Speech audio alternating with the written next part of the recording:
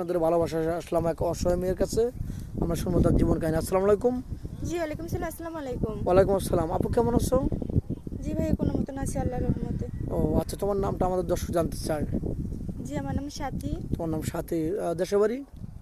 জামালপুর। জামালপুর, ময়মনসিংহ জামালপুর। জি জি। ও আচ্ছা, যাই হোক, তোমার ফ্যামিলিতে কে কে আছে একবার বলো প্লিজ। বাবা আছে, সৎমা আছে, আর ভাই আছে দুইটা। দুটো ভাই আছে, আর তুমি বোন বড়। জি তোমার বয়সটা কত আরেকবার বলো তো। 21। 21 প্লাস। যাই হোক, আমাদের ক্যামেরার সামনে আছো তো বিয়ে শাদীর জন্য না? জি। আচ্ছা, তুমি তোমার আম্মা মারা গেছে কত বছর আগে?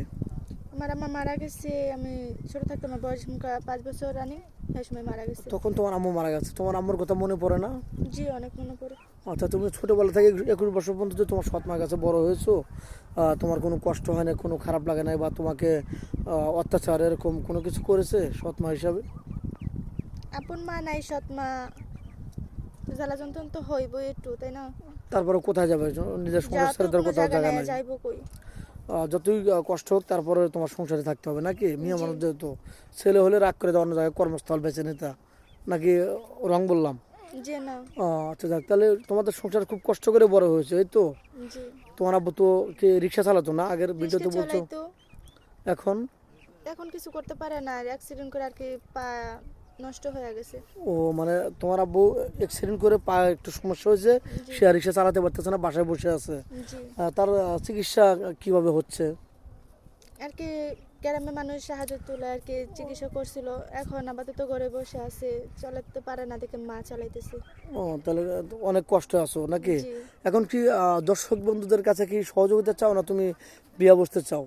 বিয়ার জন্য হয়েছি, যে আমার বান্ধবীর কাছে শুনছিলাম এই জায়গা থেকে আর কি বিয়ের আচ্ছা। হয়েছিল আমার বান্ধবীর, ভালো এখন সংসার করে খাইতেছে, তার সুখে সংসার হয়েছে। ও আমিও আচ্ছা। চাই এরকম আর কি, তার আচ্ছা, জন্য আসা হয়েছে। আমাদের এখানে আসছো মূলত বিয়ে শাদীর জন্য, জি। যে অন্তত বাবার বোঝাটা হালকা করতে। জি নানান ধরনের কথাবার্তা বলে গ্রামের লোকে। ও আচ্ছা, যাই হোক, এখানে তো বিয়ে শাদী করবে অনেক প্রবাসী ভাই আছে, তাদের ওয়াইফ চলে গেছে, একটা বাচ্চা আছে, বেবি আছে, তাদেরকে দেখভাল করতে হবে, ওরকম ম্যান আছে। তুমি কি বিবাহিত ছেলের সাথে বিয়ে বসবে? যে কোনো সমস্যা নাই। প্রবলেম নেই না? জি না। যাই হোক, তোমার কোনো প্রবাসী ভাই যদি তোমাকে বিয়ে করে বাংলাদেশে রেখে যান, তার বাবা আছে, মা আছে, তাদেরকে একটু তুমি কষ্ট দেবে কিনা, বা তাদেরকে খেতে দেবে না, এরকম কোনো বাজে রিয়েক্ট করবে কিনা? যে না, এরকম বাজে কোনো আচরণ কিছু করবে? হবে না, আশা করেন। খারাপ আচরণ করবে না, সত্যি জি বলছো তো? জি তাদের সাথে তো ভালো আচরণ করবে, বাপ মার মতো। জি। আচ্ছা, কোনো প্রবাসী ভাই যদি তোমাকে বিয়ে করে বাইরে নিয়ে যেতে চান, তোমার ফ্যামিলি থেকে কেউ বাধা দেবে নাকি সমস্যা হবে না? আমার বাবা ছাড়া তো আর ওরকম কেউ ভালোবাসে না। ও আচ্ছা, যেতে কি প্রবলেম হবে নাকি? তোমাকে তোমার স্বামী যদি বাইরে নিয়ে যেতে চায়, তোমাকে যেতে দিবে? অবশ্যই তো যেতে দিবে সে, মানে যদি স্বামী আমার যেখানে স্বামী নেবে, হয় হ্যাঁ। যেখানে থাকবে সেখানে তো নিয়ে যাইতে আমার বাধ্য, বা ছাড়তে তারা। অবশ্যই।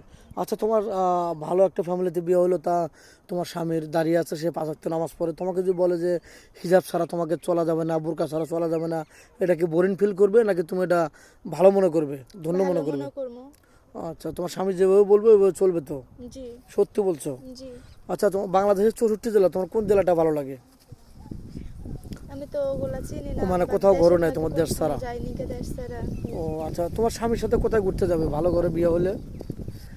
কক্সবাজার বা অনেক কক্সবাজার অনেক কথা শুনছি, জানি না আমার ভাগ্যে আছে কিনা ঘোরার মতো। ও আচ্ছা আচ্ছা, যাক, ঘোরার স্বপ্ন আছে, যদি ভালো স্বামী হয়, এরকম অ্যাপালিটি থাকে, তাহলে তুমি ঘুরতে যাবে, এই তো? জি। যাক, তোমার ফোন নাম্বারটা দিয়ে দাও, অনেক কথা বলে ফেললাম, 5 মিনিটের মধ্যে কারো জীবন গল্প শেষ করা যায় না।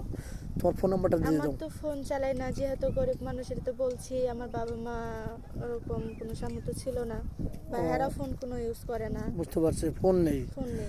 মেয়েটা কোনো ফোন নেই, আমাদের নাম্বার দেওয়া থাকবে, মানে ইউটিউব চ্যানেল কর্তৃপক্ষের নাম্বার দেওয়া থাকবে, কেউ ভিডিও কল দেবেন না, ভিডিও কল দিলে ব্লক করতে বাধ্য হবো। ভালো থাকবেন, সুস্থ থাকবেন, এই বলে শেষ করে দিলাম। আল্লাহ হাফিজ। আর ইমো হোয়াটসঅ্যাপ দেওয়া আছে, কেউ আদাতা ভিডিও কল দেবেন না, ওটা